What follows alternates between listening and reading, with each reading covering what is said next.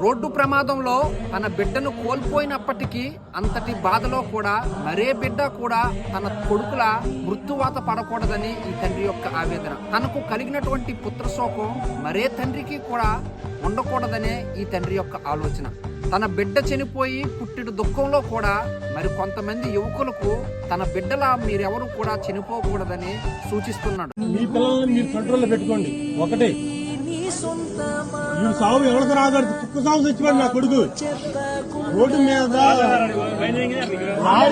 Lorry తొక్కేసి కుక్క సాగు తెచ్చిపోయాడు నా కొడుకు. మీ పిల్లల్లో ఎవరైనా సరే జాగ్రత్తగా కంట్రోల్లో ఉంచుకోండి.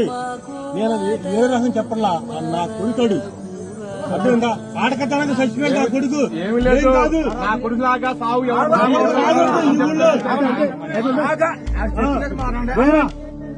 ఊళ్ళో నా కొడుకులాగా సాగు ఎవరికి రాకూడదు. అది ఈ ఊళ్ళో ప్రతి ఒక్కరు కుర్రాడు కూడా అందరూ మారండి. నా కొడుకు సాగుని బట్టి మారండి.